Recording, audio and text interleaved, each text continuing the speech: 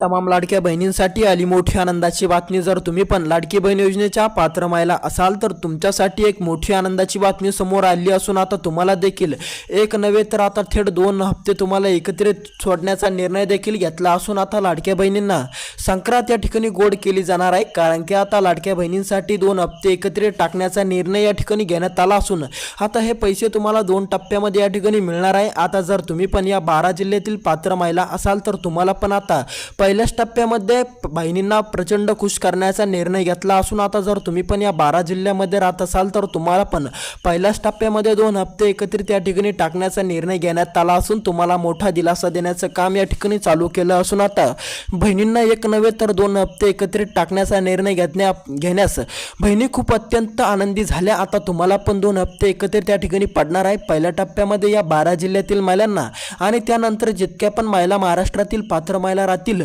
त्यांना या ठिकाणी 8 दिवसाच्या नंतर दुसऱ्या टप्प्यामध्ये टाकले जाणार आहे। आता जर तुमच्या जिल्ह्याचं नाव या 12 जिल्ह्याच्या यादीमध्ये आलं तर तुम्हाला पण आजपासून हप्ता वितरणाला सुरुवात देखील होऊ शकते। तुम्हाला पण आज हप्ता देखील मिळू शकतो। म्हणून जर तुमच्या जिल्ह्याचं नाव या 12 जिल्ह्याच्या यादीमध्ये आलं तर तुम्हाला पण आजपासून हप्ता मिळू शकतो। त्यामुळे काळजीपूर्वक लक्ष देऊन ते 12 महत्त्वाचे जिल्हे बघून घ्या जे महत्त्वाचे जिल्हे असणार आहे। जर तुमच्या जिल्ह्याचं नाव आलं तर तुम्हाला पण एक नव्हे तर 2 हप्ते एकत्रित या ठिकाणी दिले जाणार आहे आणि जर तुमच्या जिल्ह्याचं नाव या 12 जिल्ह्याच्या यादीमध्ये आलं नाही तर तुम्हाला पण 8 दिवसाची प्रतीक्षा करावी लागणार। त्यामुळे व्हिडिओ खूप महत्त्वपूर्णचा असणार आहे। त्यामुळे व्हिडिओ पूर्ण नक्की बघा आणि जर तुम्ही या यूट्यूब चॅनलवर नवीन आलेला असाल तर लगेच या यूट्यूब चॅनलला सबस्क्राईब पण करून टाका। तर चला आता बहिणींना एक नव्हे तर 2 हप्ते एकत्रित टाकण्याचा निर्णय घेण्यात आलेला आहे आणि या 12 जिल्ह्यामधील महिलांना हप्ता वितरणाला सुरुवात देखील करण्यात आली असून आता या 12 जिल्ह्यातील महिला प्रचंड खुश झाल्या असून आता त्यांना पण मोठा दिलासा या ठिकाणी मिळणार आहे। आता तुमच्या जिल्ह्याचं नाव या 12 जिल्ह्याच्या यादीमध्ये येतं का नाही तर ते बघायचं काम तुमचं देखील असणार आहे। त्यामुळे ही महत्त्वाची 12 जिल्ह्याची यादी तुम्हाला पूर्णपणे ऐकणं गरजेचे आहे आणि ते ऐकूच नका तर ते पूर्णपणे बघून काळजीपूर्वक बघू सुद्धा घ्या। तर चला सविस्तरपणे बघू कोणते आहेत ते महत्त्वाचे 12 जिल्हे। ज्या महत्त्वाच्या 12 जिल्ह्यातील महिलांना पहिला टप्पा या ठिकाणी चालू करण्यात आला असून आता तुम्हाला पण देखील 2 हप्ते एकत्रित टाकण्याचा निर्णय घेण्यात आला आहे। फक्त तुमच्या जिल्ह्याचं नाव या 12 जिल्ह्याच्या यादीमध्ये येणं अतिशय गरजेचे असल्यामुळे तुम्हाला पण या ठिकाणी आजपासून हप्ता देखील मिळणार आहे आणि जर तुमच्या जिल्ह्याचं नाव या 12 जिल्ह्याच्या यादीमध्ये आलं नाही तर चिंता काय करू नका, टेन्शन काय घेऊ नका। तुम्हाला 8 दिवसानंतर तुम्हाला पण एक नव्हे तर 2 हप्ते देखील तुम्हाला या ठिकाणी मिळणार आहेत। त्यामुळे चिंता काय करू नका। जर तुमच्या जिल्ह्याचं नाव या 12 जिल्ह्याच्या यादीमध्ये आलं नाही तर टेन्शन घेऊ नका, चिंता करू नका। 8 दिवसाची प्रतीक्षानंतर तुम्हाला पण 2 हप्ते एकत्रित दिले जाणार आहेत। त्यामुळे जर तुमच्या जिल्ह्याचं नाव या 12 जिल्ह्याच्या यादीमध्ये आलं नाही तर घाबरू नका। 8 दिवसाच्या नंतर तुम्हाला पण 2 हप्ते एकत्रित मिळणार।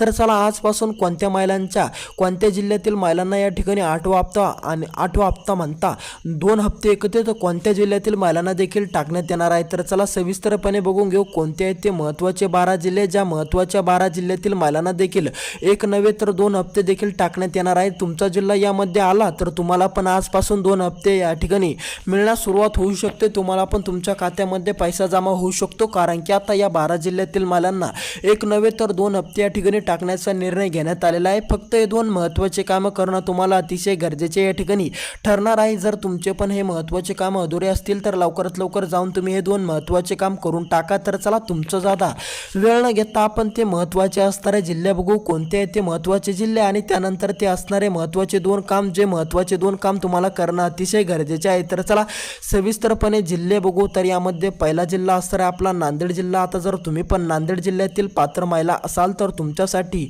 मोठी आनंदाची बातमी तुमच्यासाठी आली असून आता तुम्हाला एक नव्हे तर 2 हप्ते एकत्रित टाकण्याचा निर्णय घेण्यात आलेला असून आता या 12 जिल्ह्याच्या यादीमध्ये तुमच्या जिल्ह्याचं नाव सुद्धा या ठिकाणी टाकण्यात आलेलं आहे। त्यामुळे नांदेड जिल्ह्यातील महिलांना सुद्धा प्रचंड आनंद होणार। दुसरा जिल्हा या ठिकाणी असणार आहे आपला संभाजीनगर। जर तुम्ही पण संभाजीनगर जिल्ह्यातील पात्र महिला असाल तर तुमच्यासाठी आली मोठी आनंदाची बातमी। आता तुम्हाला देखील मोठा दिलासा या ठिकाणी मिळणार आहे। फक्त हे 2 महत्त्वाचे कामं करून टाका जेणेकरून तुम्हाला पण अडीअडचणीचा सामना करावा नाही लागणार.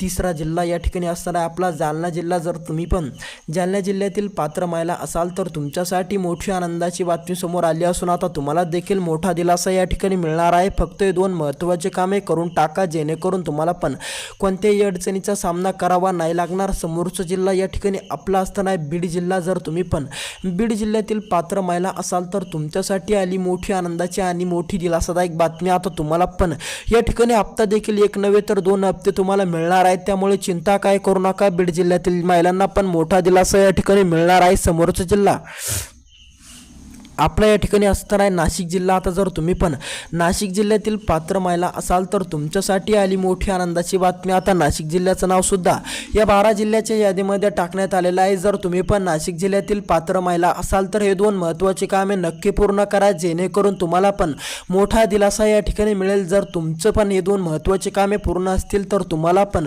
100% या ठिकाणी दिलासा मिळणार आहे. त्यामुळे चिंता काय करू नका. समोरचा जिल्हा या ठिकाणी सविस्तरपणे बघू. समोरचा जिल्हा असताना आपला धाराशिव जिल्ह्यातील महिलांना पण मोठा दिलासा मिळाला. आता जर तुम्ही पण धाराशिव जिल्ह्यातील पात्र महिला असाल तर तुमच्यासाठी आली मोठी आनंदाची बातमी. आता तुम्हाला पण मोठा दिलासा या ठिकाणी मिळणार आहे. जर तुम्ही पण धाराशिव जिल्ह्यातून लाडकी बहीण योजनेचा फॉर्म अर्ज केलेला असेल तर तुमच्यासाठी मोठी आनंदाची बातमी समोर आली असून आता तुम्हाला देखील मोठा दिलासा मिळणार आहे. समोरचा जिल्हा बघू.